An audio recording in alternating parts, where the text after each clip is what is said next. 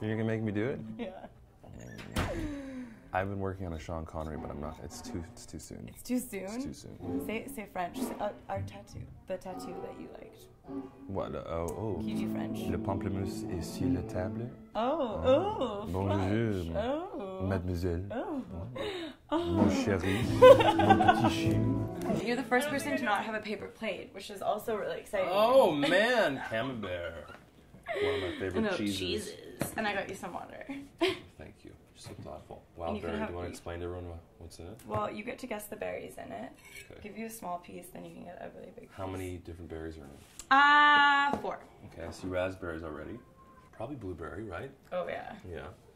And also a little bit of blackberry from my garden. From your garden? Yeah. Did you grow them or we have blackberries, we have apples.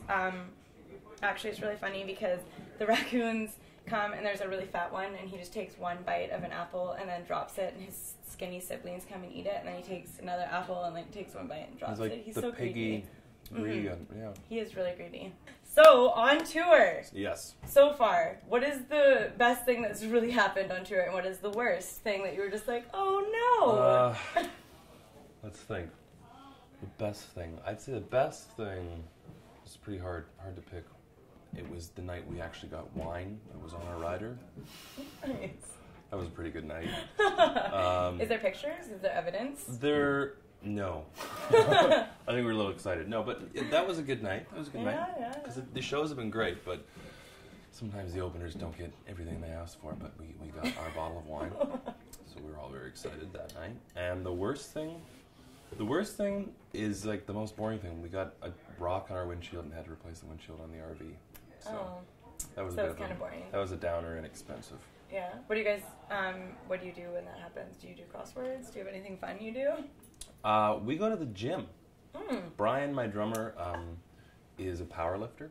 Oh, wow. Like a competitive power lifter. Oh, and if you see him, he's like, you can tell by looking at him. And he's convinced me to go to the gym with him while we're on this tour because it's kind of one of his like prerequisites is that he has to go to the gym 3 times a week if he's going on tour. So if I'm making it happen for him anyways, then I might as well go. Yeah. So we've been doing a lot of gym stuff. So that means there's no excuses. You can eat my entire pie. Whole pie. Perfect. When you're writing your music, do you do riffs first or do you do lyrics? How does that work? What is your process like? It's usually music first. Usually it's like if it's guitar, then I'll either come up with a riff or a chord progression, and that will somehow inspire a melody. And usually I might have like lyrical ideas written down, but usually it'll come from like a gibberish kind of thing, just from whatever I'm singing along to what I'm playing, and I'll grab a word out of that and run with that and see where it takes me, and then maybe look into some ideas I've got in a book and flesh it out. But yeah, music first for me. I noticed that you only have one cover on both albums, and it is by someone very special to you, Jay Joyce. Why? Okay, well, why? What is the connection there for you? Yeah, no, take your time. Mull it over some delicious 3-berry pie, 4-berry pie. Let's see. I just need a minute. But the reason why is I just fell in love with it when I was really young. I guess I was 14 the first time I heard Cross Yourself, which is the first song I covered. Yeah. And it was his version, which hadn't been released ever, but somehow through different music business people ended up on my A&R guy's table. And he knew I'd like it, and so he played it for me, and I fell in love with it. And like 2 or 3 years later, we were finishing my record, and somehow came up that maybe I'd record a cover of that song, and I did. And it was actually after I'd met him, so I'd heard the song, and then I went down to Nashville, and I did some co-writing down there, and he was one of the guys I wrote with, and then went back and recorded the song, and I don't know, and that's how it started. And then the new one was kind of a similar situation. Jay, because he knows I like his own stuff. Yeah. He rarely plays it for people, but for me, every time I see him, I beg him. I'm like, "What do you have? Like, I want to hear something you're working on." That's so special. Yeah, well, it's kind of like he works on everyone else's records, but his stuff is really cool. So he played me this song called "Love Don't Let Me Down." And that's what ended up on the second one. Yeah. There you go. Have you had any crazy fans? Like, what has been like the weirdest thing that people have done while you guys have been touring so far? Well, because I tour in my RV, I've had some extremely forward people. Oh, wow. You run into those. Like one time in, where were we, in Regina, we were parking behind the venue and we were just going to sleep there for the night. And we got into the RV after that. We packed everything up, loaded in, we're really tired, we get into bed, and these two girls opened the door, we forgot to lock the door, opened the side door and came right into the RV. Like without asking, they just ran. Oh, they just came right in and they were like, hey, you guys want to party or something? And that was a little weird. We had to tell them to leave, but oh my god, like all the lights were red and everything, right? There was obviously no party. And then you were like, well, if you brought like 5 bottles of wine, then that would be a different What if you story. brought like a 4-berry pie? Ladies, are you listening? 4-berry pie. Yeah. That's been weird. We've had some strange things, but I've been pretty lucky. I had one girl who somehow managed to find my home phone number. Your home phone number? Yeah. Did she leave your mom like love messages for you, like on your home phone, or No, what? luckily I never answered the phone.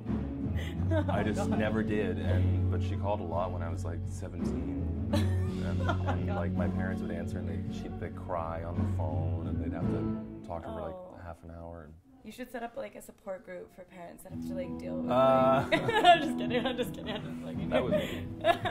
So that's the worst I've had. We're weirdos, but not that bad. No insane stalkers. Oh, yeah, yet. Yet. Hey, you never know. It's Vancouver tonight. You never know. No, I'm just kidding. Hey, ladies. And so you're on tour with Colin James, which we're hearing in the background right now. That's right. He's doing a little sound check. Does he do any weird things before sound check with you? Do you guys have like a high five? Like, this is gonna be a great night tonight. No? I guess, kind of. Usually someone's like in some strange character backstage. I think the band goes through phases of talking in weird accents, so oh, good. If I see them, usually they're all talking in a weird accent, and maybe we'll get a little high five in or something. But yeah. He's pretty serious. He just comes in, sound checks for like an hour, runs a bunch of songs, and then disappears again. Yeah. Do you have a name for your RV? Do you guys like name your RV when you go on tour? Yeah, we don't name it every time, but it's had a name from the beginning. Like across the front, it was had Oakland written, and that's kind of faded over time. But so a lot of us called the Oakland. The Oakland. But my friend Rob also nicknamed it Angel, so sometimes Angel. we call it Angel too. Wow. Because she got us places safely. So, and I guess it's a girl. Yeah, a big fat white girl. A big fat white girl. Lovely. Yeah. Did you start playing music at a young age, or like did you have your parents push you to do guitar lessons, or how did your musical talent arise? It was totally natural. My dad's a singer-songwriter. Oh, cool. I grew up going to his shows, basically, and going to folk festivals with him, and it just kind of was second nature. And like, he's the kind of guy who's like a very free liberal. I guess you could call him a hippie or ex-hippie, but he would just say he's a liberal guy, and so he sings all the time. Like at home, if he wants to express himself, he'll just burst into some strange note or song, amazing. So that's what was normal to me, and so singing was kind of second nature. And when I kind of became interested in it, I just fell into it. So I started really young. Started playing fiddle and singing when I was about 7, and then guitar came when I was like 12, 13, and went on from there. You know what? I wish that all of us could grow up with a parent that would just burst into song. Like, that's amazing. Honestly. It scares some people. Do you hear that, Mom, Dad? Can you start bursting into song when you're mad instead of like telling, Yeah. I'm just kidding. What's next for you after the tour? Do you have any ideas what you're gonna do? Are you just gonna go home, relax, or are you gonna for December? I'll be more or less around in December. Yeah. Got some Christmas things to do, Christmas shows. Yeah, where? Tell us. No, we'll look on your site. Yeah, it'll be up there. Get some traffic going through. Good idea. There's lots of traffic already. Just all the traffic I can handle. All publicity, like, is. I want a traffic jam. Yeah, traffic jam. Let's get that started. Yeah, I'm mostly around home, doing some gigs, and hopefully write a little bit while I'm home. Because in the new year, it looks like I'll be back on the road in January and February, and gone again. So. Do you ever ask your dad his opinion on your songwriting? And what has he ever said anything like kind of where you're like, Dad, that's just rude? No, he's really funny. He's really selective with what he says. Like if I do ask him, it's because he hasn't said anything yet, and he normally doesn't. Like he waits for very specific times to say something, and like it's only if he feels very strongly. Like if he hears something, he'll wait and then like hear another incarnation of the song, and then he'll say like, I was thinking, I had a little suggestion with maybe this part you might want to try, but usually he's pretty good. No, but we do disagree on things though. Like we've never written together, which I think is funny. Yeah, it's never happened. We play music together all the time. Like I play in his band a lot if I'm home, but yeah, he'll come up to me and he'll think I'm crazy sometimes, and he'll say like, what is that? Like, what does that mean? What kind of strange music are you making now? But it's rare. We usually get along pretty good. Supportive. Yeah. I like that. Also, great. Everyone has quirks. Uh-huh. So I'm just wondering, do you have any like weird kind of ritual that you like secretly have to do before a concert, or something weird that you just have to complete because it's just become like this thing for you? I bet I wouldn't even really know all of them because it's become so habitual, but yeah. I think I'm a little addicted to Lip Chap, or like lip stuff, so usually sometimes I like to brush my teeth before I sing, hell yeah. And then I want to make sure my lips are all lubricated. All nice when you're up there. Because I hate having dry, chapped lips on the microphone. Yeah. So. Especially in the fall and winter. Oh, you gotta watch that. Bird's bees or something. Yeah. I'm obsessive, don't worry. How many lip chaps do you own? Countless. Countless.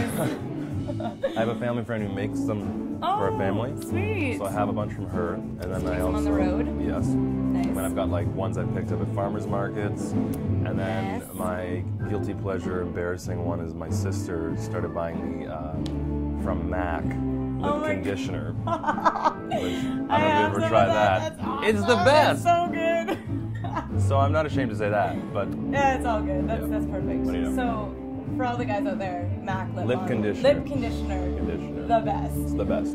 What are your famous last words for our pie sessions? Well, it's delicious and unique, and I doubt I'll ever have another experience like it. Oh, I'm honored. And you're lovely. Thank you. And a good baker. Thank you. Oh man, I'm sticking around you. Compliments galore. This has been Pie Sessions, Gabriel Green. See you guys next time. You're having fun. Oh yeah.